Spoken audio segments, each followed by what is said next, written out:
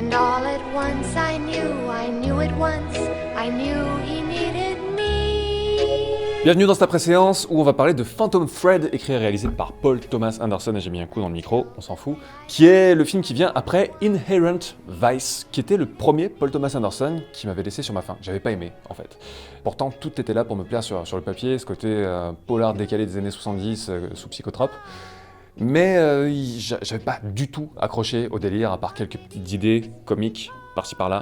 Faudrait que je le revoie. Mais donc, Phantom Thread, je l'attendais avec impatience parce que ça reste Paul Thomas Anderson. Mais j'avais peur, je redoutais en fait le côté formolé de la reconstitution d'époque. Parce que c'est un film qui raconte, qui se passe dans l'immédiat après-guerre, à Londres, et qui met en scène le personnage de Reynolds Woodcock, Reynolds Bit-en-Bois, qui est un couturier et qui fait des robes magnifiques pour la haute société. Il tient la maison Woodcock avec sa sœur Cyril, qui gère plus l'aspect administratif et qui fait que tout se tient. Et a priori au début, on va avoir vraiment le schéma classique du mec très obsessionnel, très bouffé par son métier, qui va tomber amoureux d'une fille extérieure à son milieu. Le film va raconter cette relation, comment cette personne va entrer dans ce milieu, comment elle va se révéler à différents codes, comment elle va déjouer ou pas les choses trappes, et ainsi de suite. Donc on est sur un truc à peu près classique au départ, mais c'est Paul Thomas Anderson, donc il n'y a pas que ça. C'est un mec surtout qui est obsédé par ce qui bouillonne sous la surface. C'est un truc qui me plaît vraiment chez lui, c'est que les personnages sont jamais vraiment monodimensionnels, il y a toujours un truc qui part un petit peu sur la tangente. Dans Punch Drunk Love, Adam Sandler, qui est un mec tout effacé, tout gentil, d'un seul coup qui a ses accès de violence et de pétage de plomb comme une cocotte minute. Le personnage de Joaquin Phoenix dans The Master, qui est très très instable, très écorché vif. Dans Inherent Vice, c'est un des rares moments qui m'a vraiment fait éclater de rire, c'est quand Joaquin Phoenix, qui joue un mec qui est juste tout à la cool, regarde une photo et hurle d'un seul coup, il a juste un accès de hurlement qui dure 1 seconde et demie et juste il redevient complètement poker face. Et ainsi de suite, dans tous les films, il y a ce côté-là, jusque dans There Will Be Blood avec la performance très baroque de Daniel Day-Lewis, mais qui est un personnage beaucoup moins simpliste qui pourrait n'y paraître par-delà ses aspects très, très durs en surface. Et donc là, je redoutais un petit peu le côté formulé dans Phantom Thread, mais il y a toujours ce côté vraiment bouillonnant chez Woodcock, qui a ses accès vraiment aussi de vulgarité dans cette haute société très, très cloisonnée. Un mec qui est fasciné par la vitesse, les plans en voiture où il est avec Alma, la fille dont il est amoureux, qui sont très... Les plans sont très instables. Ça paraît être un détail, mais par exemple, pour tout le film qui est très fluide, très, très posé, avec des longs travelling très... stabilisé. Là, les plans de voiture, par exemple, sont très tremblotants, beaucoup trop en fait, comme si c'était une chute, un rush qu'ils n'allaient pas utiliser. Finalement, il a gardé ça comme pour parasiter le côté trop cloisonné, encore une fois, que pourrait avoir le film.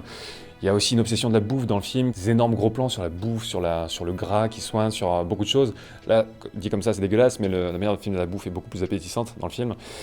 Et c'est pas uniquement parce qu'une partie du récit et des arcs des personnages va tourner autour de la nourriture. Je vous en dis pas trop, si vous n'avez pas vu le film, je ne vais pas vous griller la surprise du tout.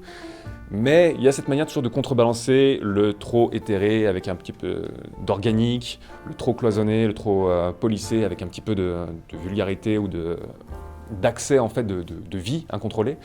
Donc il y a ces phénomènes d'équilibre qui sont vraiment intéressants, et Paul Thomas Anderson est obsédé par les détails de comportement. La manière de Day-Lewis et de l'actrice dont le nom m'échappe qui joue Alma, leur manière de jouer et de déclamer les répliques notamment est assez inattendue. Il y a cette manière d'être au tac, mais pas au sens punchline du terme. Il y a des manières de glisser les mots, glisser les répliques un petit peu en douce comme ça. Il y a une manière vraiment de jouer avec ça qui est déstabilisante et qui fonctionne très bien. Un truc qui est important aussi chez Anderson, c'est cet amour du grotesque, qu'on retrouve un petit peu moins dans Phantom Thread que sur d'autres films. Mais c'est un truc qui m'a toujours fasciné, j'en parlais notamment quand j'avais parlé de Okja. Bong Joon-ho aussi a cet amour du grotesque. Et quand on manie le grotesque, notamment dans la performance des acteurs, c'est très compliqué de savoir quand s'arrêter ou jusqu'où aller, pour pas que ça tombe dans le ridicule le plus total. Et c'est un truc qui me fascine chez ces réalisateurs, c'est comment ils dirigent leurs acteurs, comment ils travaillent avec eux, et comment ils savent quand c'est dosé correctement, et quand ils sont pas passés de l'autre côté. Et j'aime bien ne pas savoir. En fait, ça contribue à l'alchimie, à la magie du truc.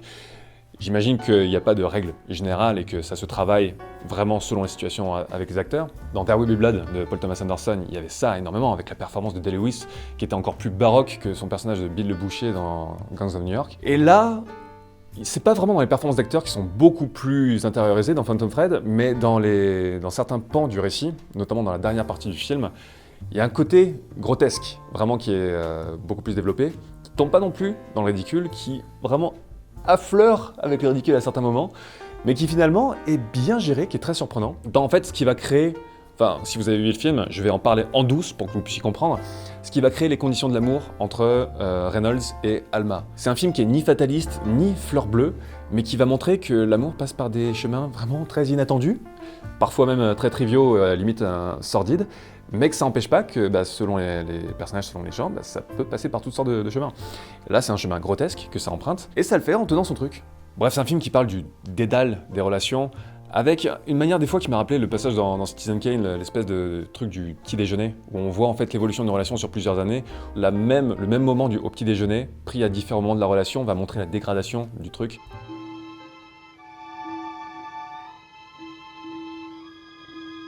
Il y a ce genre de truc du détail un petit peu crispant, notamment aussi la figure de la mère qui est omniprésente pour un Woodcock, qui est juste une sorte un fantôme qui est avec lui pendant une très grosse partie du film, même presque à un niveau littéral. Mais bref, je vais pas vraiment en dire plus, on va faire un après-séance assez court, vraiment si vous hésitez à aller le voir, je vous conseille d'aller le voir. C'est pas un film qui m'a chamboulé, mais il est intéressant et assez déroutant en fait, et ça montre que Paul Thomas Anderson, même s'il me happe moins que les films qu'il a fait jusqu'à There Will Be Blood, ça reste un réalisateur qui est en évolution, qui reste à la fois cohérent par rapport à ses thématiques et à sa manière de faire, mais qui est en évolution sur les genres qu'il explore et sa manière de les explorer, que ce soit plus du côté drame ou plus du côté comédie du terme.